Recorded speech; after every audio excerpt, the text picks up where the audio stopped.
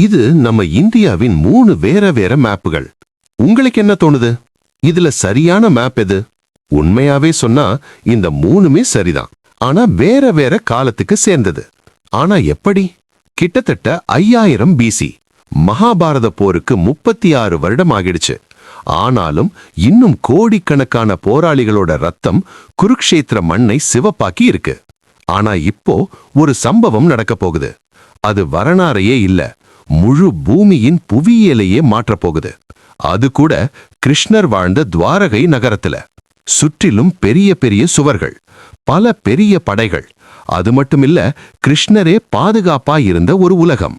ஆனா இன்று அந்த உலகம் பூமியின் மேப்பிலிருந்து எப்போதுக்கும் மறைந்து போக போகுது. திடீரென்று பூமி முழுக்க ஒரு மிகப்பெரிய நிலநடுக்கம்.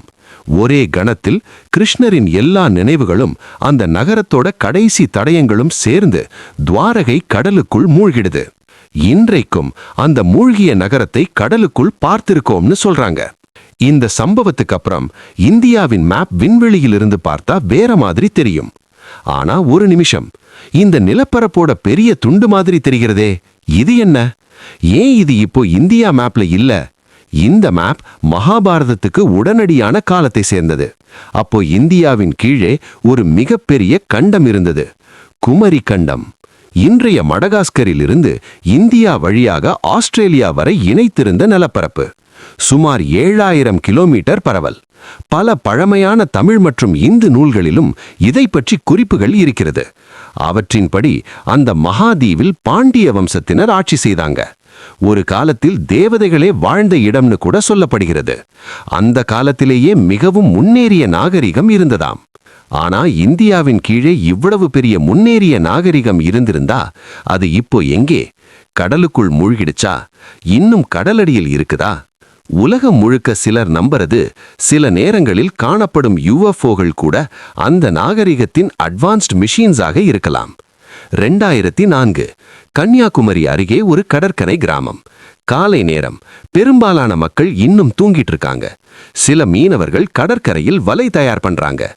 அருள் என்ற ஒரு சின்ன பையன் தாத்தாவுடன் கடற்கரையில் நின்னு இருக்கான்.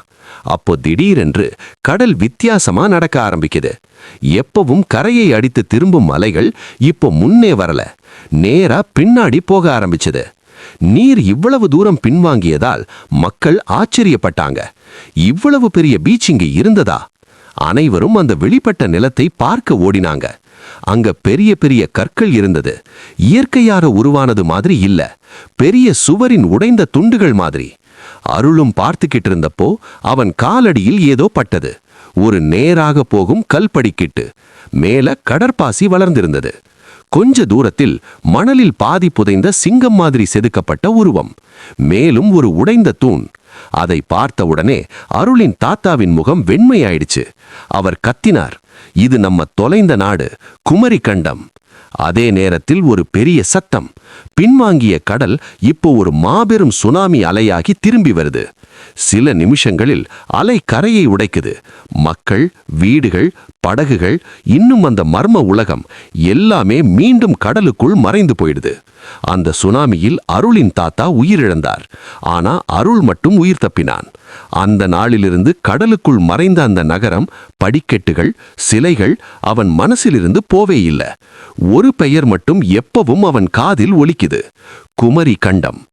தமிழ் நூல்கள் சொல்லுவது தேவதைகளின் நகரத்தை கடல் விழுங்கிவிட்டது. இது இந்தியா பற்றிய கதை. ஆனா பழமையான கிரேக்க தத்துவஞானி பிளேட்டோ கூட அட்லாண்டிஸ் என்ற முன்னேறிய தீவு கடலில் மூழ்கியது பற்றி எழுதியிருக்கார். ஆனா அதுக்கு ஒரு பிரச்சனை இருக்கு. முழு வரலாறு ஒரே ஒருத்தரின் எழுத்தில்தான். ஆனா குமரி கண்டத்துக்கு அதற்கு மாறாக பல குறிப்புகள் இருக்கிறது. தமிழ் இலக்கியத்தின் 5 பெரிய காவியங்களில் ஒன்று சிலப்பதிகாரம். அதில் கடலில் மூழ்கிய பாண்டிய அரசின் நிலம் பற்றி எழுதப்பட்டுள்ளது. பகுருழி மற்றும் குமரி என்ற 2 நதிகளும் குறிப்பிடப்படுகிறது. தமிழ் அறிஞர்கள் சிலர் சொல்லுவது, கன்னியாகுமரிக்கு தெற்கே ஒரு பெரிய கண்டம் இருந்தது. 700 கவதம் நீளம். ஒரு கவதம் சுமார் 10.06 கிலோமீட்டர்னு எடுத்துக்கொண்டால் கிட்டத்தட்ட 7000 கிலோமீட்டர். சின்ன தீவு இல்ல, பல ஆசிய நாடுகளுக்கு சமமான ஒரு பெரிய கண்டம்.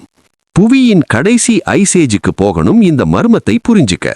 சுமார் 20,000 வருடங்களுக்கு முன் கடல் மட்டம் இப்போவதை விட 120 மீட்டர் குறைவாக இருந்தது. இப்போ கடலுக்குள் இருக்கும் பல கடற்கரை நிலப்பரப்புகள் அப்போது வெளிப்பட்ட நிலம்தான். பனி உருக, நீர் உயர, நிலங்கள் மெதுவா மூழ்கின. அந்த காலத்து மக்கள் இதை எப்படி எழுதுவாங்க? சீ லெவல் உயர்ந்ததுன்னு எழுதுவாங்களா? இல்ல, எங்கள் நாடு ஜலப்பிரளயத்தில் மூழ்கி விட்டதுன்னு தான் எழுதுவாங்க. அதனால அந்த கதைகள் இன்றைக்கும் உயிரோட இருக்கு. தமிழ் பாரம்பரியமும் இதையே சொல்கிறது. குமரி கண்டம் மூழ்கியது, மக்கள் இடம்பெயர்ந்தார்கள். சிலர் இந்தியா, சிலர் இலங்கை, சிலர் தென்கிழக்கு ஆசியா, சிலர் ஆப்பிரிக்கா, ஆஸ்திரேலியா வரை போனாங்க. இன்றைக்கும் கோஸ்டல் சிட்டிஸ் மும்பை மாதிரி எதிர்காலத்தில் கடல் உயர்வால் பாதிக்கப்படலாம். இன்னும் 200-300 வருடங்களுக்கு அப்புறம் யாராவது மும்பை என்ற அட்வான்ஸ்டு சிட்டி கடலுக்குள் மூழ்கிவிட்டதுன்னு சொன்னா அது ஒரு கதை மாதிரி தோணலாம். அதே மாதிரிதான் ஒரு காலத்தில் குமரி கண்டத்துக்கும் நடந்திருக்கலாம். இன்றைக்கு marine archaeologist sonar mapping, under water robots, satellite technology எல்லாம் யூஸ் பண்ணி கடலடி பகுதியை ஸ்கேன் பண்றாங்க. ஆனா இன்னும் முழு கண்டம் கண்டுபிடிக்கப்படல. ஆனா பழைய கரைகள், மூழ்கிய நதிகள், சில மனிதன் மாற்றியிருக்கலாம் போல ஸ்ட்ரக்சர்ஸ், இப்படி சில ஹிண்ட்ஸ் கிடைக்குது. ராமசேது அதுக்கு ஒரு எக்ஸாம்பிள். அதனால் உண்மை என்ன? மித்தா, வரலாறா, இல்ல கடலுக்குள் மறைந்த உண்மையின் டிஸ்டார்டட் மெமரியா? ஒரு விஷயம் மட்டும் நிச்சயம், காலம் மாறிக்கொண்டே இருக்கிறது. ஒரு காலத்தில் முன்னேறிய நாகரிகங்கள் இன்று இல்லை. உலகங்கள் மூழ்கிவிட்டது. நாளை நாமும் இந்த காலத்தின் ஒரு நினைவாக மாறலாம். குளோபல் வார்மிங் வேகமாக அதிகரிக்குது, கடல் மட்டமும் உயருது. அதனால் கிடைத்த வாழ்க்கையை முழுசா வாழுங்க. இந்த உலகம் தினமும் 1000 ரகசியங்களை புதைக்குது. ஆனா அவைகளை தோண்டி எடுத்து உங்க முன்னாடி காட்டுற சேனல் இது. அதனால் இந்த பயணத்தோட ஒரு பகுதியாகணும்னா இப்பவே சப்ஸ்கிரைப் பண்ணுங்க. ஏன்னா அடுத்த வீடியோ உங்க ரியாலிட்டியையே மாற்றிடலாம்.